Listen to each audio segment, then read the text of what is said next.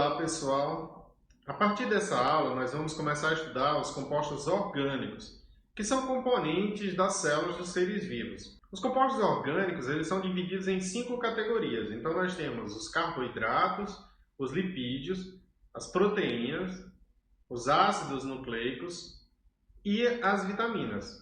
Os compostos orgânicos eles são constituídos de elementos como carbono, hidrogênio, oxigênio, nitrogênio, além de outros elementos como enxofre e fosfato que podem fazer parte das cadeias de compostos orgânicos. Especificamente na aula de hoje, nós vamos tratar sobre os carboidratos e sobre os lipídios. Aula sobre carboidratos e lipídios da disciplina de Biologia 1 do Ensino Médio Integrado. Nós vamos falar de maneira introdutória sobre os compostos orgânicos e falaremos em detalhes sobre os carboidratos e lipídios. Nessa imagem, nós temos justamente a representação dos grupos de compostos orgânicos. Então, os carboidratos vão ser a fonte de energia para a célula, mas além disso, existem carboidratos que são estruturais, a gente vai ver em detalhes eles. Os lipídios eles são utilizados para armazenamento de energia.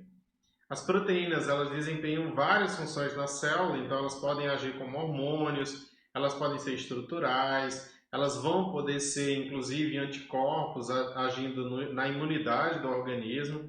Os ácidos nucleicos eles vão ser moléculas de informação, então o DNA carrega a informação genética dos organismos e o RNA ele vai ser uma molécula intermediária para que a gente tenha a produção das proteínas. Então ele carrega a informação a partir do DNA para dizer qual proteína deve ser produzida.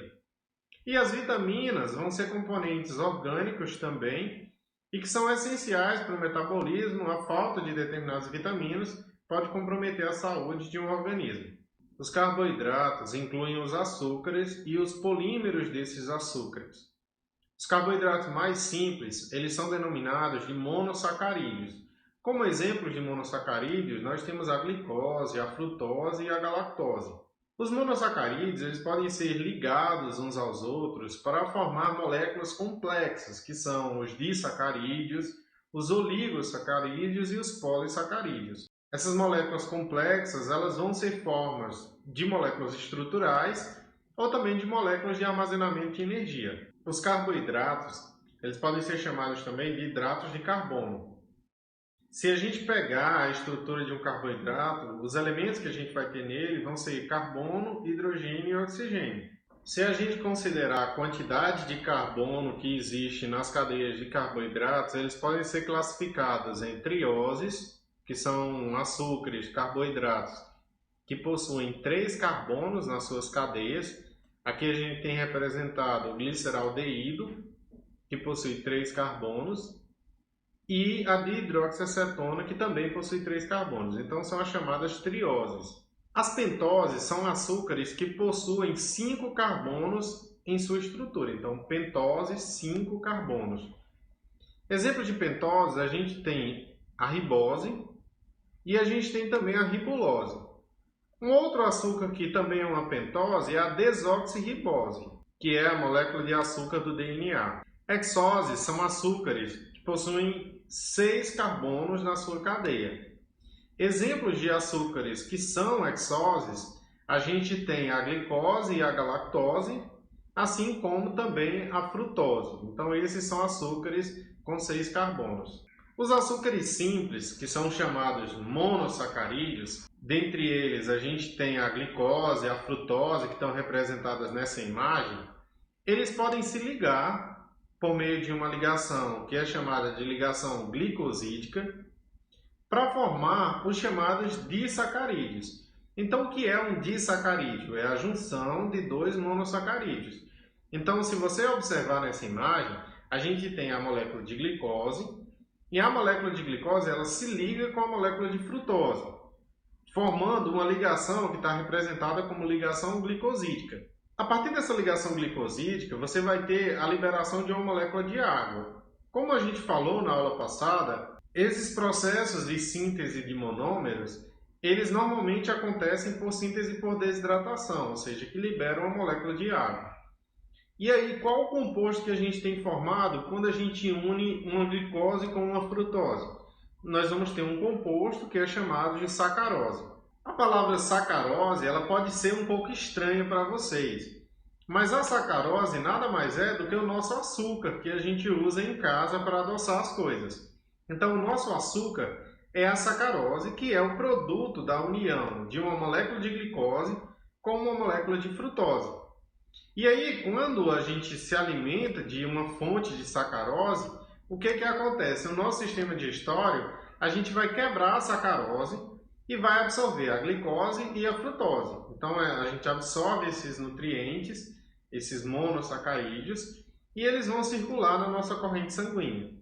Então, é muito comum a gente ouvir alguém falar que determinada pessoa que tem diabetes, ela está com açúcar no sangue, né? De maneira geral, todas as pessoas estão com açúcar no sangue porque a gente precisa de glicose para que nós estejamos vivos. Qual o problema? É você acumular um excesso de glicose na corrente sanguínea porque você está com um processo de doença em que você não consegue controlar essa quantidade de glicose no sangue. Para que a gente possa controlar essa quantidade de glicose no sangue, é preciso que hormônios permitam a entrada da glicose nas células. Então, as pessoas que são diabéticas são aquelas que não conseguem produzir insulina, que é um hormônio, em quantidade suficiente para que a quantidade de açúcar no sangue reduza, justamente porque esse açúcar, essa glicose, ela entrou nas células do corpo. Após ter essa compreensão de que a gente já conhece esses açúcares, embora em seus nomes ou formas de expressão não científicas, os disacarídeos, eles, além da sacarose, a gente tem outros tipos de disacarídeos. A gente tem, por exemplo, a lactose, que é o açúcar do leite. Ela também é um disacarídeo, só que ela é constituída não de glicose e frutose como a sacarose, mas sim de glicose e galactose, que é um outro monossacarídeo. Já os polissacarídeos são carboidratos de cadeias muito longas. Então, enquanto disacarídeos são dois monossacarídeos unidos, os polissacarídeos eles podem ter cadeias muito grandes, com centenas de monossacarídeos unidos. Dentre os exemplos de polissacarídeos, nós temos a celulose, que é o polissacarídeo estrutural da parede celular das plantas, e nós temos a quitina, que é um polissacarídeo estrutural que está presente no exoesqueleto dos artrópodes.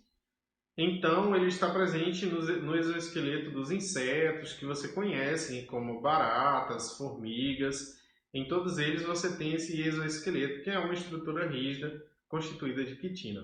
A quitina ela também pode ser utilizada para a produção de linhas que são utilizadas em cirurgias. Então, existem umas linhas muito resistentes que são utilizadas em cirurgias, que elas são absorvidas pelo corpo quando o processo de cicatrização é atingido. Então, essas linhas elas são produzidas a partir de quitina. E a celulose ela é utilizada para produzir as folhas que a gente conhece. Então, folhas de cadernos e de livros, elas são produzidas a partir de celulose.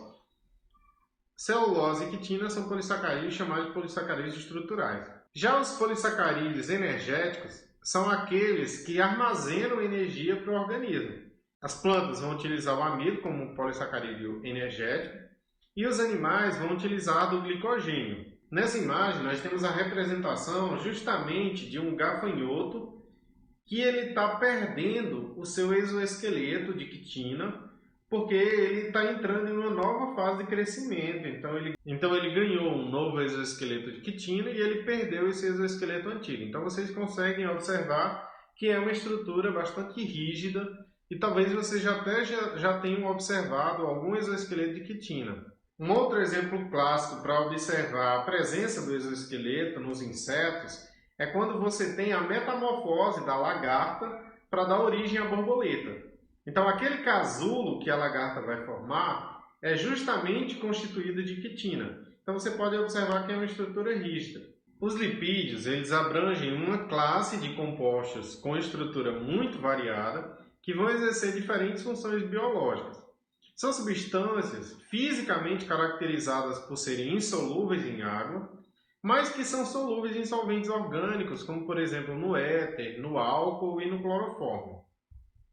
Dentre os exemplos de lipídios, nós temos os carotenoides, que são lipídios que nas plantas e em certas algas, eles vão atuar como pigmentos. Existem dois grupos principais de carotenoides, que são os carotenos e as xantófilas. Um exemplo de caroteno é justamente o que faz com que a cenoura tenha a cor alaranjada. E, dentre outros alimentos que possuem essa cor alaranjada ou amarelada, é justamente pela presença dos carotenos. Já os triglicerídeos são os famosos óleos e gorduras. Então, eles são formados pela reunião de 3 moléculas de ácidos graxos com uma molécula de glicerol. E aí a gente vai observar um pouco a estrutura química desses triglicerídeos. A gente consegue separar os triglicerídeos em óleos e gorduras. Você consegue observar nitidamente que os óleos eles são líquidos e que as gorduras elas são sólidas. Então, quando você pega, por exemplo, a gordura de porco ou qualquer outra forma de gordura, você vai notar que ela se solidifica em temperatura ambiente. Já o óleo vegetal, como o óleo de soja, o óleo de algodão, eles são óleos na forma líquida. Por que a gordura se solidifica e o óleo não se solidifica? Vocês vão precisar observar para as estruturas destacadas. Vocês conseguem notar que nessa estrutura, que está como um zigue-zague na gordura, ela está com essa estrutura de zigue-zague totalmente alinhada. Já no caso dos óleos, você tem uma leve torção nessa cadeia. Essa torção a gente chama de insaturação, que é quando a gente tem a presença de 2 ligações entre o carbono. Já no caso das gorduras, a gente tem uma saturação porque as cadeias elas se ligam por 2 ligações. Nas cadeias orgânicas, os elementos químicos eles vão se ligar pelo que a gente chama de ligações. Então, por exemplo, quando um carbono ele está unido com outro carbono, entre eles você tem uma ligação. Se as ligações entre os carbonos, todas elas forem uma única ligação, ou seja, uma ligação que a gente chama de ligação simples, a gente diz que esse composto ele é saturado, porque ele só tem ligações simples. Agora, se a gente tiver ligações duplas entre os carbonos, a gente diz que ali você tem uma insaturação, por conta dessa ligação dupla. Então, o que acontece? Nas gorduras, você tem cadeias totalmente saturadas. Isso quer dizer que as cadeias de carboidrato elas são alinhadas. Já no caso dos óleos, essas cadeias elas possuem torções por conta das insaturações, que são as ligações duplas. É como se você tentasse alinhar em uma pilha de livros que possuem o mesmo tamanho. Esses livros que possuem o mesmo tamanho, você vai conseguir compactar eles. Por quê? Porque eles têm o mesmo tamanho, você conseguiu alinhar eles ali, ficou tudo organizado. Isso é uma analogia para representar o que acontece com a gordura e por que ela se solidifica. Agora, se você tentar empilhar objetos ou livros que possuem formatos e tamanhos diferentes, essa sua pilha ela não vai conseguir ficar em uma forma estática. Essa sua pilha provavelmente vai cair. Essa é uma analogia para o que acontece com as moléculas de óleos. Então, os óleos, eles vão, por terem as suas cadeias insaturadas, eles não vão se solidificar, eles vão ficar em uma forma líquida em temperatura ambiente. Se vocês observarem, a gente tem aqui representado embaixo os ácidos graxos, que são justamente essas cadeias de carbono que estão em formato de zigue-zague, se ligando ao glicerol, que é um álcool, para que você tenha a formação do triglicerídeo. Então, o triglicerídeo é porque você tem 3 moléculas de glicerol ligadas com 3 moléculas de ácidos graxos. Um outro lipídio, um outro grupo de lipídios, são os fosfolipídios. Os fosfolipídios eles são formados por 2 moléculas de ácidos graxos, então diferente dos triglicerídeos que possuem 3, e contém um grupo fosfato e um glicerol, ou seja, um álcool glicerol. Então, a união de 2 cadeias de ácidos graxos, um grupo fosfato e um glicerol, vão ser os componentes do fosfolipídio. O fosfolipídio é um dos componentes da membrana plasmática. E, inclusive, ele é o componente que faz com que, na membrana plasmática, você possa ter a separação do ambiente intracelular com o ambiente extracelular. Então, a organização dos fosfolipídios permite essa separação. O fosfolipídio ele vai ter uma insaturação na cadeia E essa insaturação na cadeia do fosfolipídio é que faz com que a membrana plasmática seja considerada fluida.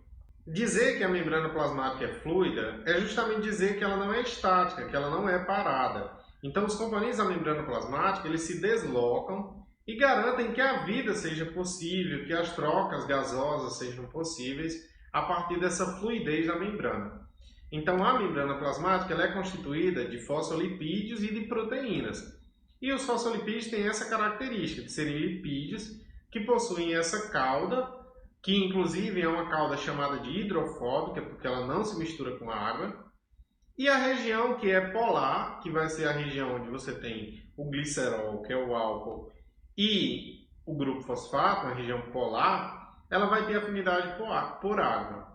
Então, na membrana plasmática, você tem uma bicamada de fosfolipídios, em que na parte externa e na parte interna elas vão ter contato com água, ou seja, vão ficar na região polar, enquanto na região interna da membrana você não tem contato com água e, portanto, vão ficar as regiões que são apolares. Nessa imagem, vocês conseguem visualizar justamente esse processo que eu estou explicando para vocês de formação da célula.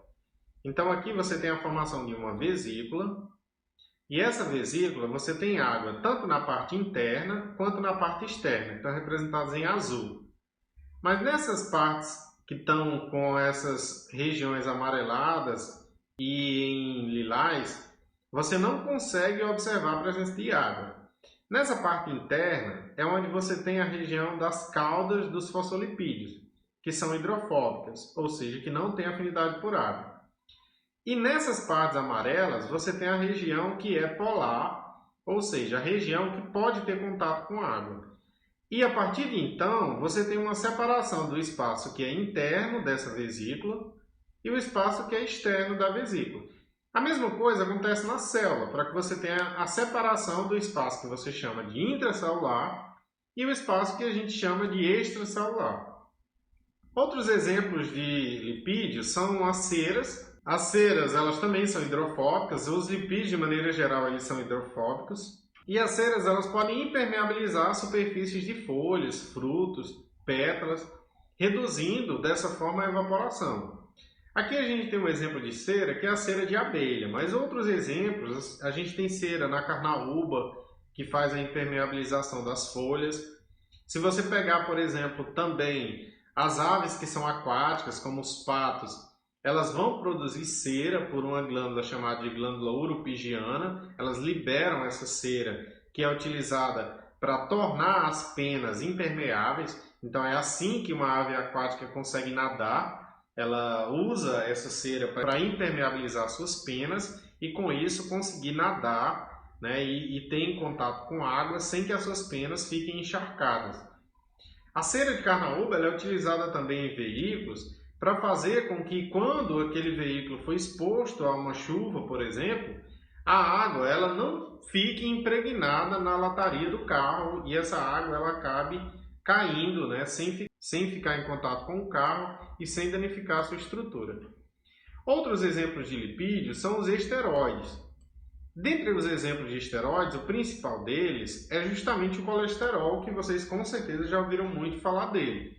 O colesterol ele é essencial para o nosso corpo, ele é essencial para as nossas células, porque ele participa da composição química da membrana celular.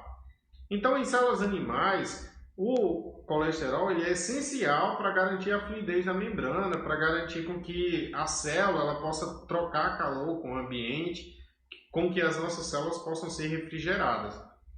Além disso, o colesterol é utilizado para produzir os nossos hormônios sexuais. Então, tanto o hormônio sexual masculino, que é a testosterona, quanto o hormônio sexual feminino, que é o estrógeno, é produzido a partir do colesterol, assim como os sais biliares e também a vitamina D. Na comunidade, de forma geral, é muito comum se referir a colesterol como se fosse algo negativo para o corpo. Mas o colesterol ele é essencial para as células. E a gente tem dois tipos de colesterol. A gente tem o LDL e a gente tem o HDL. O HDL é o colesterol que é chamado de colesterol bom. Então, é aquele colesterol que a gente precisa dele nas nossas células.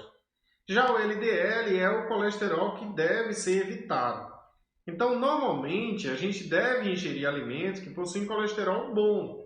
Então, por exemplo, consumir peixes e alimentos que são fonte de colesterol bom é uma alternativa para que você não tenha problemas como a arteriosclerose, que é o acúmulo de colesterol nos vasos sanguíneos, que fazem com que você tenha complicações. Então, o ideal em relação ao colesterol é que você tenha uma quantidade pequena de LDL e que você tenha uma quantidade maior do HDL, que é chamado de colesterol bom. Pronto, pessoal, nós finalizamos mais uma aula de Biologia 1. Continuem assistindo os vídeos e continuem fazendo as atividades, resolvendo os exercícios que são propostos e lendo o material do livro didático, que é o livro da Sônia Lopes, que vocês já têm em casa.